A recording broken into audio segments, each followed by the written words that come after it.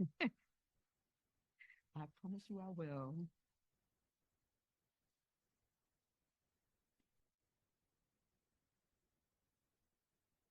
You know how people go, "Well, no, I have to be at the front of the class." I like being at the front of the class because that way I can hear. And then I'm so short, I don't have to worry about seeing over anybody's neck. Good morning, everyone. Good morning. My name is Lois Shelley. I'm so happy to have you all as a part of this session. Before I begin to introduce this wonderful esteemed presenter, I want to encourage each one of you that you are more than welcome to move to the front of the room so that you can be engaged. I also want to let you know that you are able to take evaluations of the sessions through the app by going on through the app, and you'll be able to do that on your tablets or your computers or your mobile phones. Okay, it is my pleasure to introduce Dr. Kent Blumberg. Dr. Kent Blumberg has been a distinguished faculty member at the University of Phoenix since 2008. With a background in pulp and paper manufacturing across 3 continents, he transitioned into academia after 3 decades, bringing rich experience to his MBA courses in management and human resources. Dr. Blumberg, sorry, global perspective and deep commitment to organizational development make him truly an exceptional educator and leader. Please join me in welcoming Dr. Kent Blumberg to the stage. Thank you, Lois. You can come closer. You really can. I'm not passing the plate. I'm not running for anything, so I won't ask for donations. All right. I'm going to just start with a quick sort of question. How many of you are educators or learning providers? 1, 2, 3, okay, 4 or so, 5. And how about employers? 1. And what's everybody else do here? Work for Kale, cool, good. Anybody else? Okay. So what we're going to talk about today is first what our Career Institute has found in what we call our Career Optimism Index, which is about the gap between employer perceptions of the skills their employees have and what's available, and what employees think they need and what they think is available in terms of upskilling. Second, then I want to talk about a collaboration we've had with Manpower Group for some years now to try and close that gap. And then I want to use the rest of the time to help you work through how you might create partnerships like the one we have with Manpower with your counterparts, either in education learning providers or employers or sort of other third parties like with Kale. Let's start with a quick little bit of networking. So if you'd find somebody to pair up with, and what I'd like to have you find out in a minute is who that person is, where they're from, what their day job is, and one goal they have for this conference over the next few days. I'll give you a minute and then get some feedback from you on that, and we'll move on.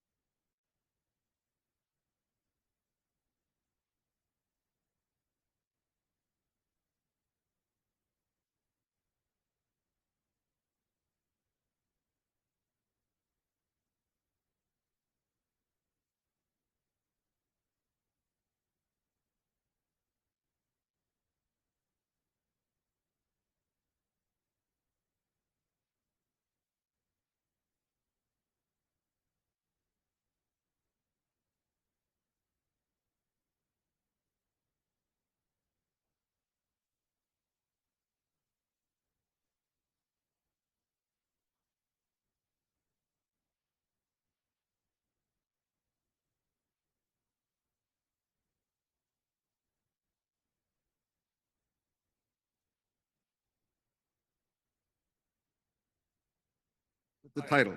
Oh, thank you. And now we're back on audio and we weren't. Okay, thanks, Lois. That table back there.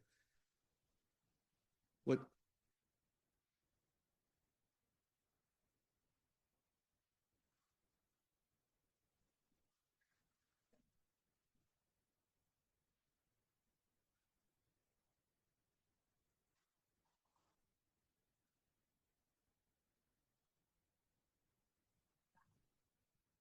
So looking at how, maybe more about how to look at our inside talent and not forget them, not overlook them, which is a key piece of what we're going to talk about. So very cool. Thank you. That table.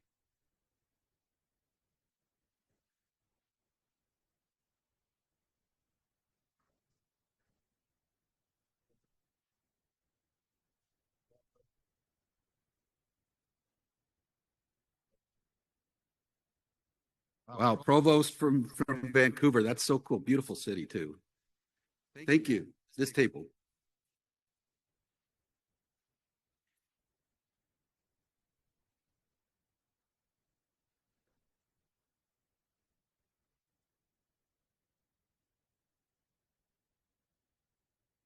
So new to prior learning on the educator side and trying to pick up everything you can from all the sessions, right? Cool. Anybody else? What did you all? I'm trying not to say guys. That's like such a loaded gender-based word, right? What did you all come up with?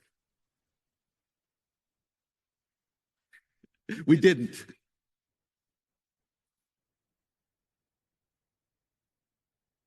That's cool. Good. Okay. All right. So let's dive in. We have for 4 or 5 years now, we've had the career, what we call the University of Phoenix Career Institute, which we created to address broad, persistent, and systemic barriers to career advancement through research-based solutions and impactful partnerships that break down the barriers Americans face in their careers. And for 4 years, we've been doing a survey that we call the Career Optimism Index. This year, we do the survey, it starts in mid-December, runs through mid-January, and then it takes 3 or 4 months to sort of crunch the numbers. So we published this in late spring. This year's survey got data from 5,000 workers and 501 employer reps. And those employer reps were people who reported that they played either influential or critical roles in hiring and workplace decisions. And what we found in that survey was that a fifth of workers were dissatisfied with their current jobs. 42% of them feared job loss due to economic downturns or things like Lois and I were talking about. Lois lives and works in Memphis. International paper just announced 450 jobs being eliminated in December. So lots of fear across our 5,000 employees. And 42% were saying that they can afford less than they could 2 years ago. And they said also they want career growth. They want opportunities to acquire skills. But a third of them feel that they're not recognized by their employers. So I think that table you mentioned about how do we not forget our internal talent, your internal talent is saying, we don't think, at least a third of them are saying, we don't think our bosses know that we're here. 62% of employers reported that they were making fewer hires last December, this January. And yet, over half of them were struggling to attract new talent. They couldn't find talent that was qualified, that had the skills they were looking for externally. They reported, about 51% reported it was taking them more than a month to fill typical empty positions in their company at that time. The top challenge in terms of filling those jobs was qualifications, skills, if you will. More than half of employers at the time said our employees are easily replaceable. You get that. The same people who said we can't fill jobs also said our employees are easily replaceable. And interestingly, 53% of workers in that survey said the same thing. I feel like I'd be easy to replace for my company. Workers said, I know what I need to be more valuable to my company. I know what I need to have more career security, and that is I've got to learn new skills just to stay even, if not to get ahead in my career. And 2/3 said the amount of money the amount of the amount of time and money that a company is willing to invest in reskilling or upskilling is something that I consider when I look at new opportunities and whether to move to a different company. So workers said, I need skills. Half of them said, I need skills development. Half of them said, I need to see my career path going forward. I need to know how to get ahead. Almost half said, I need mentorship. Employers said, we have tons of opportunities that we offer people for internal mobility. 62% of employers said that we have tons of opportunity for internal mobility. 36% of workers said there's tons of opportunity here for internal mobility. So a huge gap, right, between what employers think they have in terms of you can move ahead in our company and what employees think in terms of their ability to move ahead.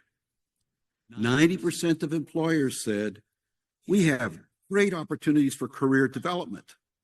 69% of employees said, yep, we have great opportunities for career development. So again, a gap. It could be based on additional data that the problem is not that the programs don't exist, that the career paths don't exist. It's about communication, about employees learning what's out there. So one of the things we offer employers are shared education savings, which discounts for their employees. And when we talk to employees, most of them don't know their company offers any sort of tuition reimbursement, for example, right? So it's there. Companies are investing in, employees don't know. Because when employees knew, when they said, yeah, I know we've got lots of opportunities in our company, they also said that 82% of those employees said, I'm satisfied with the opportunities for internal mobility in my company. 86% said, I'm satisfied with the conversations I have with my manager about my career path. And 88% said, I'm satisfied that upper management knows I'm here. So when when the employees had information about their opportunities to grow and learn and develop with their company, they also were more likely to believe that their company believed in them, in a sense. So what we're looking at is employers are overlooking the potential within their existing workforce, and workers feel overlooked. And workers could be acquiring skills because many companies offer them different ways to acquire those skills, but they don't know how to do that. So that's what we call the great talent stagnation. And we think, based on what we heard from employees and employers, that there are three things employers can do. And we're going to talk about one of those in more detail.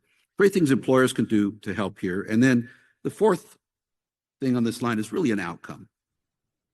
So offering flexible working arrangements, flexible learning arrangements will increase worker productivity and mental well-being and probably help workers upskill. Second is dramatically increasing the visibility that workers have into all the different ways they can gain skills and move forward. So what do career paths look like? How do I network with people outside my own department and beyond just my current boss? How do I find mentors inside and outside this organization that will help me gain the skills I need? And not AI mentors, by the way, but people mentors in this case. And then showing workers how employers are investing in them, in their learning, whether it be through shared education savings, apprenticeships, professional development opportunities, credit for prior learning that helps them build, not only certify their skills, if you will, but build toward degrees. There's reason for employers to invest in all of this, and that is based on statistical analysis we did, where we looked at groups of workers who were not happy and felt they had no opportunities versus those who were happier, the ones who scored that 82% on, yeah, I know I've got opportunities in my company, recognizes that. We're able to show that employers who had invested in boosting career optimism among workers were saving about $8,000 per year per employee. And we got that by finding that productivity of employees in those organizations was higher to the tune of about $6,500 a year per employee. And turnover was lower. So per employee, they were saving $900 some per year because they had lower turnover. And interestingly, healthcare costs were lower in those organizations by $616 per year. So $8,000 per year, from what we could tell, mainly correlated to companies doing a much better job of providing upskilling resources, but then educating their employees about what opportunities they have. So that's really what we're going to spend the rest of our time together. And we're first going to talk, before we move into a little workshopping, about a collaboration we've had with the Manpower Group for some years now.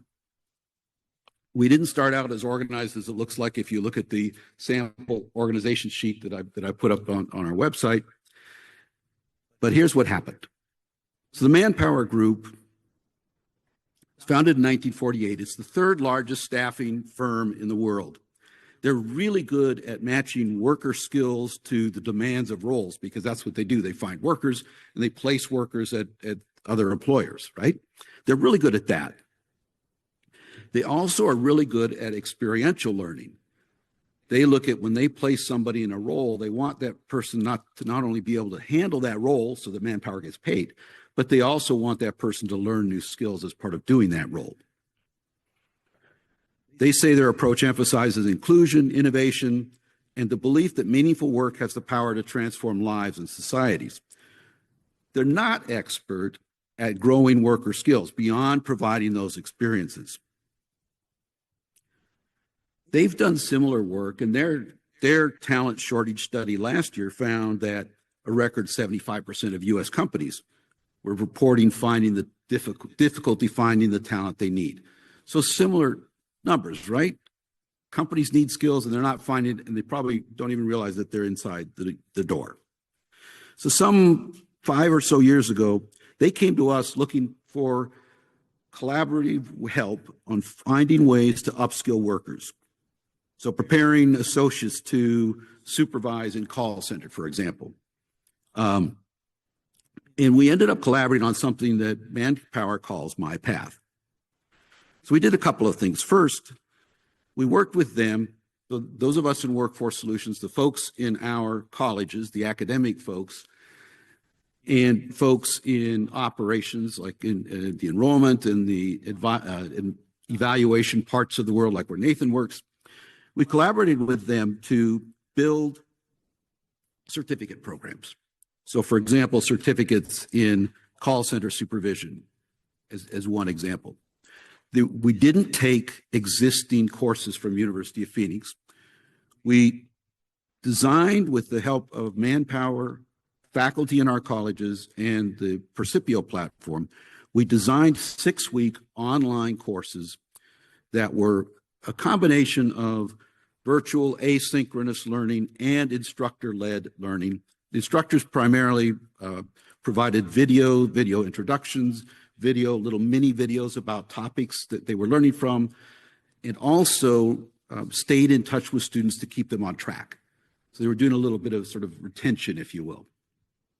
At the end of each course, students would earn 1 college credit that could apply to specific degrees at the University of Phoenix, and a certificate. The second part of My Path, so we got these special courses that we collaborated on and continue to collaborate on. The second part of My Path then was Manpower decided to fully fund specific sets of undergraduate degrees. So business, healthcare, technology, criminal justice, human services, communications, and sciences at University of Phoenix. So those 2 things they put together. So far, so this has been about 5 years, 2,500 associates have completed the courses in this program. Accounts, receivable or payable, contact center, customer service, leadership, contact center team leadership, help desk, human resources, project management, and warehouse production leadership. And Manpower is continuing to scale up, and we're continuing to add these little 6-week 1-credit courses as they find new needs and bring those to us. So their director of MyPath has said, our MyPath program was built to help our associates reach for new and meaningful opportunities in their career path, in their career progression. Our team worked closely with University of Phoenix to create this talent development solution. We're pleased to share about how this has defined a successful pathway for associates to gain new skills. And one of their employees said, they want you to succeed. They don't want you to sit still. They want you to learn more. They give you more opportunities to where you don't have to stay in this job. You can move over here and be this. And when our students are surveyed at the end of the course, they say that it has given them confidence in their ability to step into a new role. They report that what they've learned is of value. So that's the collaboration that I wanted to seed this with, and then think about how to help you think about building or enlarging academic or business collaborations that you have or want to have or wish you had. Before we kind of dive into the worksheet, let me just stop here and see what questions you might have about what we've talked about so far.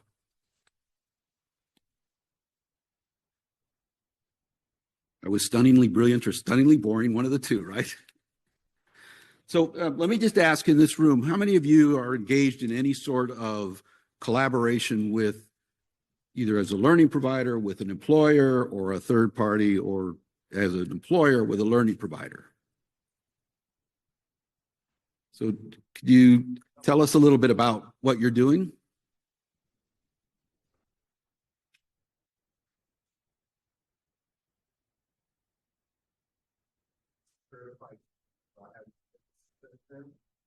So working with the state of California policymakers and being able to drive that initiative how would I say, try to solve it. So in California, trying to solve the teacher shortage in particular, right? So, and you're both a national university?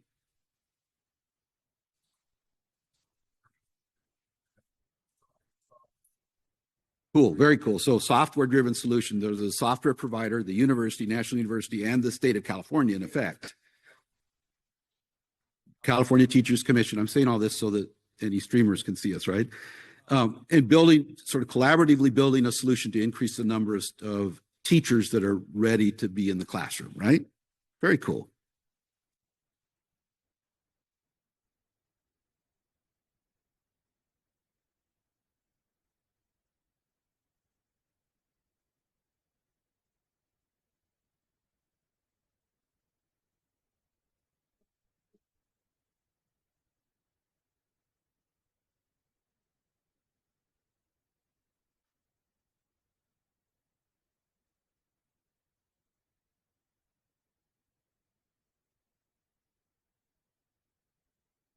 Very cool. What's the name of your institution?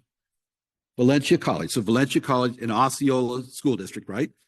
Again, Valencia College is working with the school district to decrease the shortage of teachers, right? You have a teacher certification program on Tuesday, Wednesday, Thursday.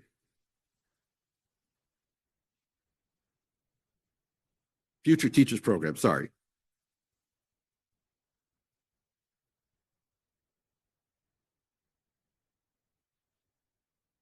So Future Teacher Program, soon to be a bachelor's program. And the program runs Tuesday, Wednesday, Thursday because Monday, Friday are the big substitute days. So your students can substitute when they're needed, right? Very cool. Anybody else?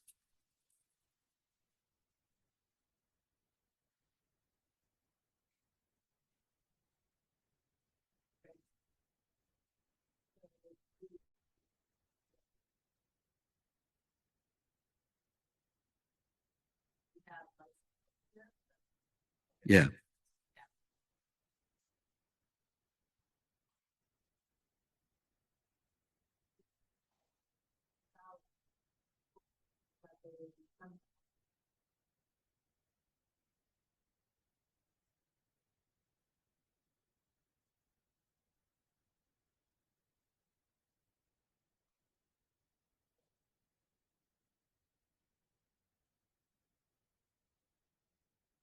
Nice. So you're National University, right? Okay. So partnering with health system in Canada to bring LPNs in. They get credit for prior learning basically from their LPN learning, right? and their work, good, and they end up with an RN, and they're paid full time while they're doing it. They work half time, class half time. Very cool. Thank you. Any others? Yes. So it's energy providers who are looking to upskill their current workers. So we work with education providers. We get people from the employers to review the curriculum. So we can make sure that the curriculum stays current for electrical workers and clear power plant workers. And then we also work with the companies to help them make sure their employees are taking advantage of tuition assistance and reimbursement. Like you said, some people just don't even know it exists. Yeah. Help them grow their usage of the tuition assistance reimbursement. So what's the name of the coalition again? It's the Energy.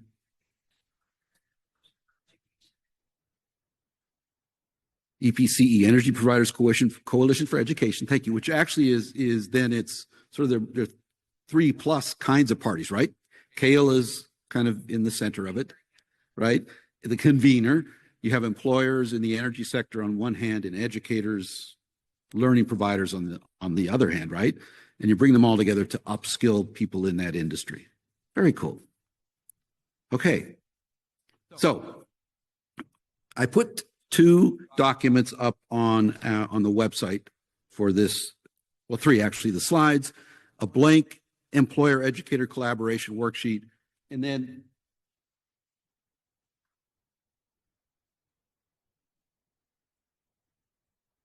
and for those of you who are here, if you want a hard copy, I have hard copies of this too. An example, basically, we weren't smart enough to do it this way when we started in 2017. I'm going to be honest. But as we were thinking about this conference, we said, how would we have thought about the collaboration with Manpower if we had thought about it in a really structured way to get started? So we created a collaboration worksheet for both groups to think about, what do we bring apart, what do we need? So if we go to the employer version of this sample, we started by asking, and I'm going to take this off. We could probably cut that off because it's not adding anything. I think that's possible. So we started with saying, if we were Manpower when we started this a few years back, what would we be bringing to a collaboration with an educator or a learning provider? And what somebody like Manpower brought is a pretty deep knowledge of their own workers, their staff, right? And the skills that their staff had, and also the skills their staff didn't have that they needed to be useful not only in today's jobs they're putting in, but for future jobs. They also were experts in providing experience. They knew experiential learning. They knew how to put somebody in a role that stretched them just enough so they would learn without breaking them. They wanted, when we think about what did they need then from an educator to be a good partner? And this is probably a little salesy because we did this, not them. So we probably put in a few bullet points about what we think is cool for us. But if you think about what would somebody like Manpower need, one, they do need adaptability and flexibility. Just saying, hey, here's a degree, just give everybody a business degree is not going to work for most employers, for most roles, right? It's about, we need specific skills, and there's some of them in your degree, but there's also stuff that folks don't need.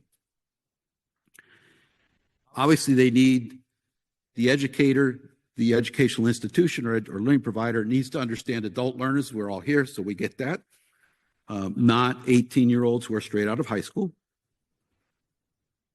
We wanted somebody who's reputable and also somebody who's quite passionate about skills, which we definitely are. I think most of the people actually in this building right now probably are pretty passionate today about skills.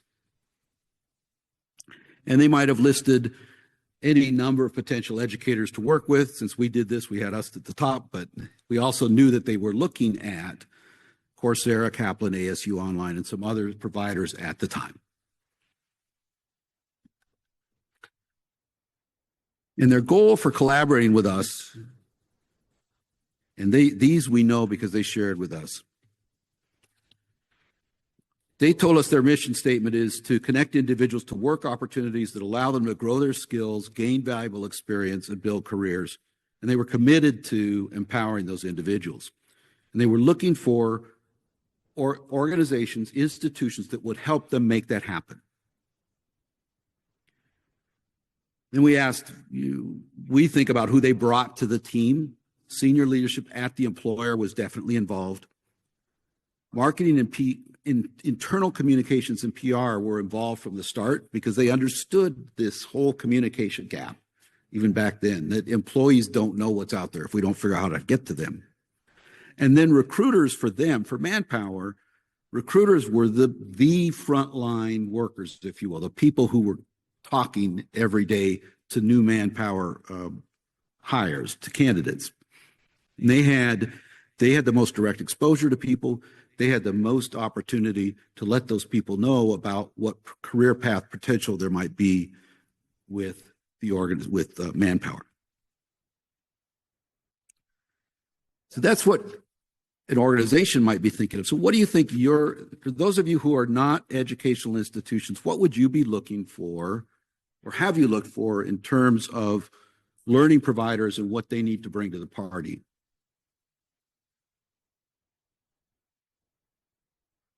Or what could be useful for you? I know you got your software, but what in you can maybe also report what did the state need to see? What did schools need to see in terms of providers for potentially for your partnership, your collaboration?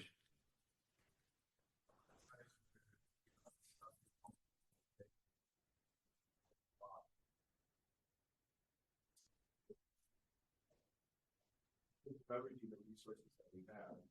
And I'll give an example. So every college and university is facing shortage this today, right? Student enrollment.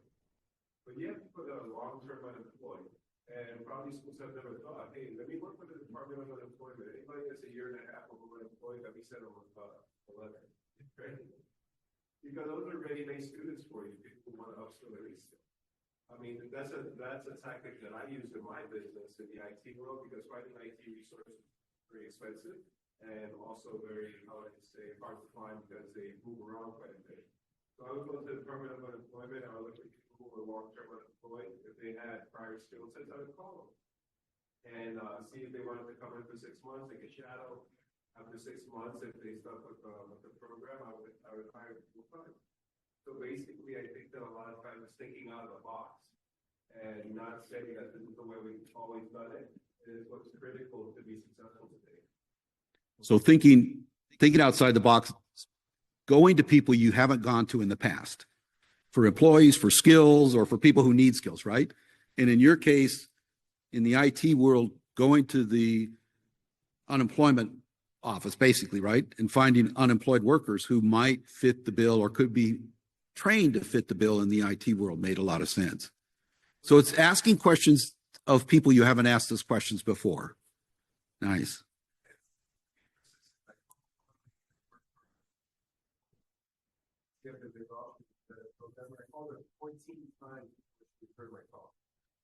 Wow. Persistence, and that's important, because even whether you're trying to get an unemployed IT worker to return your call, like in your case, or whether you're trying to get somebody at a learning provider or an employer return your call and even start the conversation, we're all busy. And without that persistence and maybe a reason to pick up that email or that phone and have a conversation, it is not going to happen. Right. What else would you look, if you're an employer, what else would you be looking for? Yes.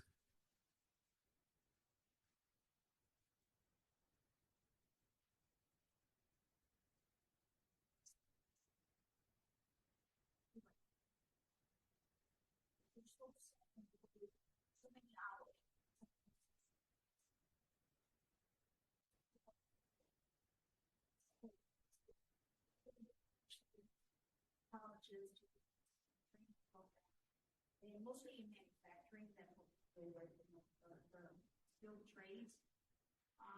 So I had a trucking company, for example. an apprenticeship program, but they only wanted their people to sit in class for so many hours. And we just couldn't get it done. We had to go outside to another training provider that was like an hour away that was willing to work, as opposed to the community college that was in our area for that company. They just refused to do that because this is how many hours they had to sit in class. And, you know, they were already going to be driving. You know, they didn't need that many hours in the classroom. And we had to go outside of that. It's just really hard to get them to customize programs. Such a great point. So the importance of the learning provider, whether that's an educational institution or other learning provider, being willing to be flexible in order to meet the upskilling needs that an organization has, right? And that's hard. So for universities, accredited universities, we easily get stuck into, no, you have to have 15 hours, 45 hours of time in the seat or whatever for us to be able to award you with 3 credit hours for college. It takes breaking that mindset and thinking about, all right, if we want to do something that's going to help people upskill, maybe it isn't going to be in an accredited degree necessarily, right? Or we can get it to a degree like what we've done with Manpower, where we've articulated, you know, this training experience over to one credit in a particular area of one of the colleges. But it takes work. It's not just off the shelf. We have, I don't know, maybe 300 or 400 courses that we could pull off the shelf, but very few of them are going to exactly meet an employer needs, particularly in something like what we did with Manpower. Yeah. Yeah, it has to be customized for adult learners. And it has to, the other thing, and I mentioned that we had faculty engaged in this. The courses were mostly online, but we had video from faculty and we had faculty reaching out and touching students, you know, electronically or by phone or by video to make sure they were staying engaged and to make sure they weren't sort of falling through the cracks, right?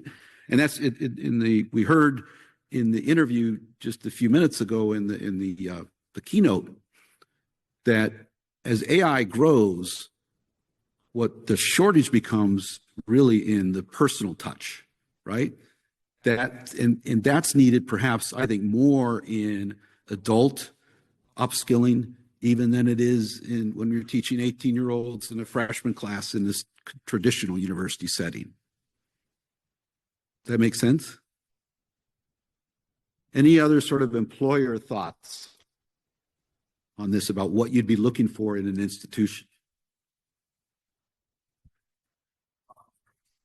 Hog away, come on, it's good.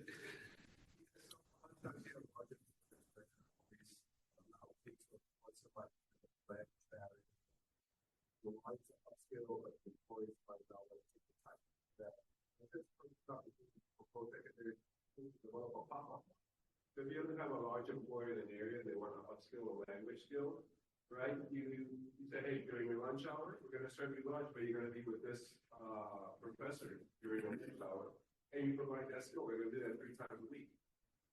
Follow me? Yeah.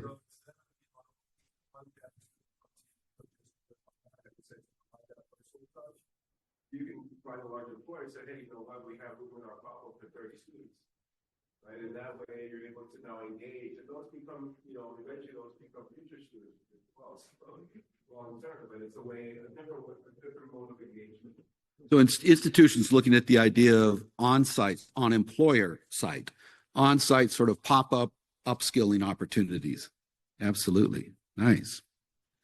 So if you're now, let's switch brains a minute and look at the educator version of this example. And we'll try to ignore the salesy stuff. So what did we bring to this partnership? One, we understand skills in the sense of classroom skills development and skills assessment in particular, as most universities do. We know about how to teach adults and how to assess what adults have learned. And we had a lot of pretty cool technology, I guess I'd say, we brought to the party. We were looking for the kind of work we did with Manpower and that we're working to do with other employers. what works for us is best is a national workforce.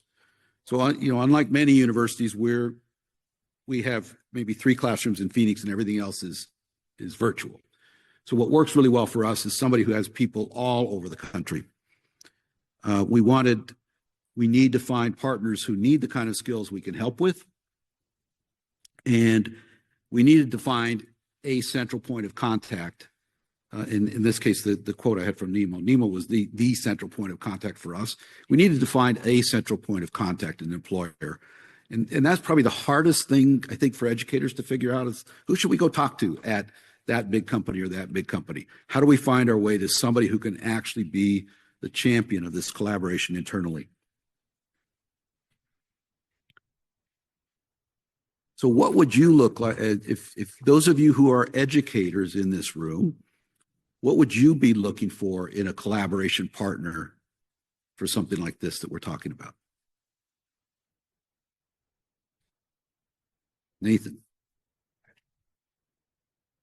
Sure that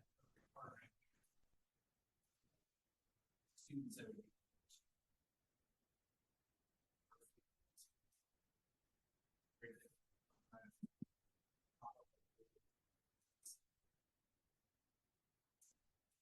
we want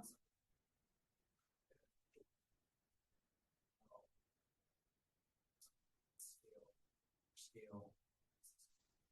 So the employer has to have a need that is enough scale that it will make sense for you as an institution.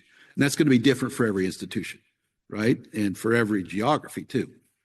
Good. So that's one. And not only scale, but it's got to be a need you can meet. So if we were to work with an employer in the energy business, we have very few skills in energy other than sort of basic business stuff, but we would not be able to train people on how to tune up a huge multi-megawatt generator, for example, right? Good. Any other, what would you look for at Valencia?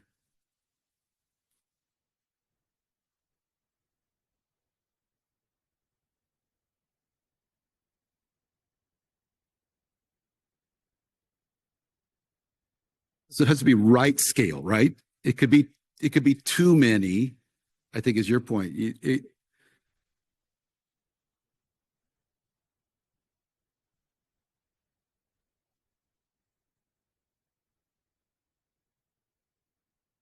Yeah. Scale of the need and scale of your ability to serve has to match, right? Yeah. And there's a geographical thing about need too. So we're national, but we're virtually national. We don't have any physical location anywhere right now except Phoenix. So if we were working with a huge employer in Chicago who wanted us to do something in person in Chicago, it wouldn't work for us, right? What else would you look for in collaborators?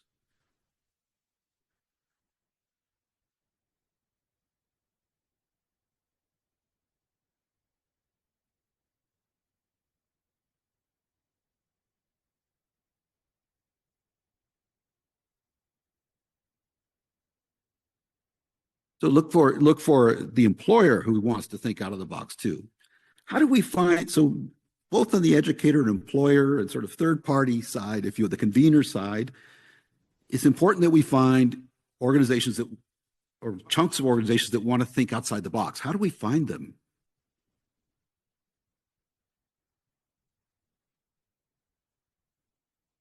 You talk to them, you propose ideas and see what happens. You maybe watch on LinkedIn who's writing about. So I follow lots of I have 50 employers in my sort of book of business. I follow all of them and look who's writing about stuff, right? Who's sort of thought leading in that area, and maybe you're going to want to partner with them.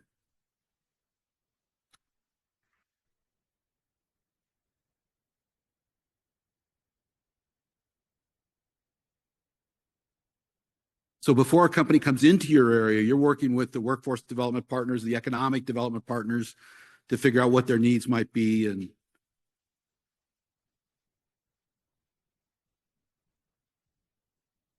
nice.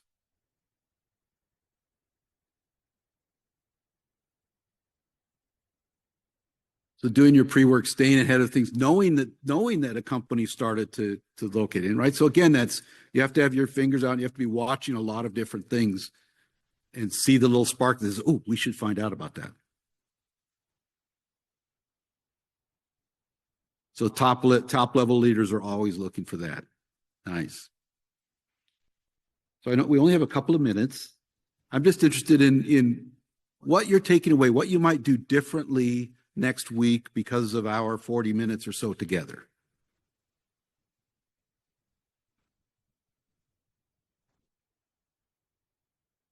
Pop-up idea. You're thinking pop-up, yeah.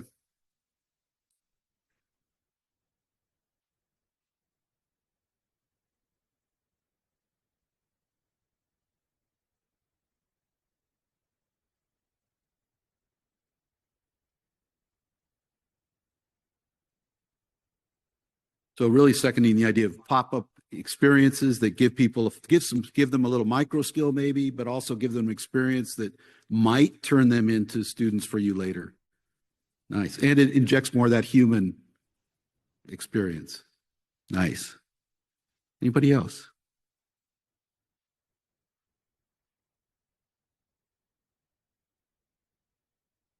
I think that there's a lot, we have a hidden workforce. And that hidden workforce is professional. But we don't view them as professional because we as educators are very, so if somebody has a degree from a university in South America, we don't validate that degree. That person could have worked in that field 15 years, but he's here driving an Uber.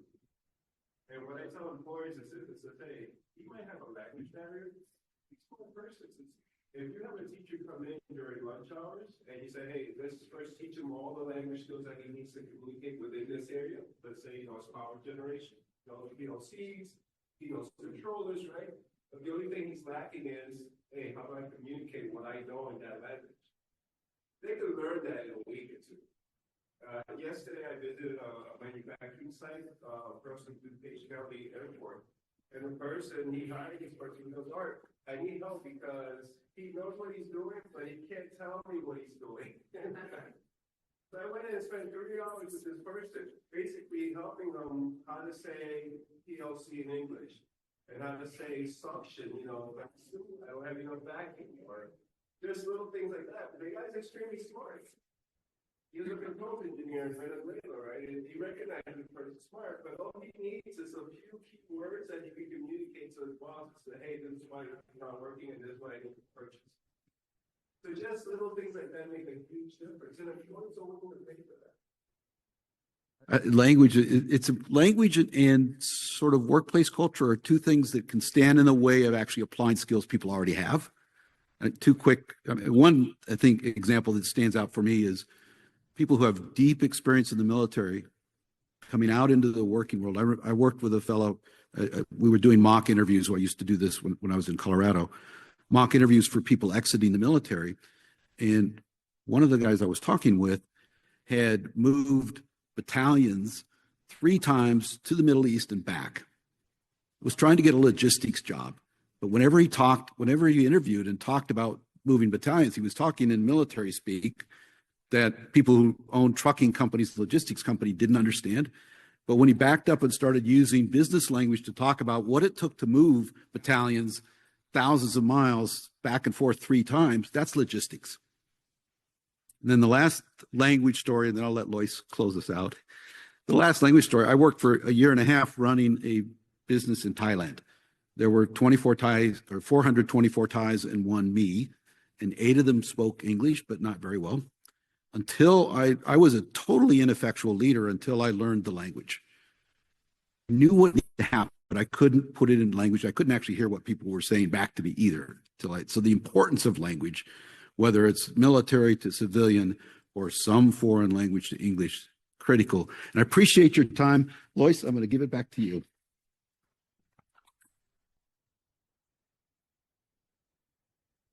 I'm sure I'm not the only one who can say that this was very informative. Once again, let's just thank Dr. Blumberg for his wonderful presentation. And I just want to remind each of you that you can go through the app to give an evaluation on your sessions via your tablet, your phones or your computers. Thank you all again for coming.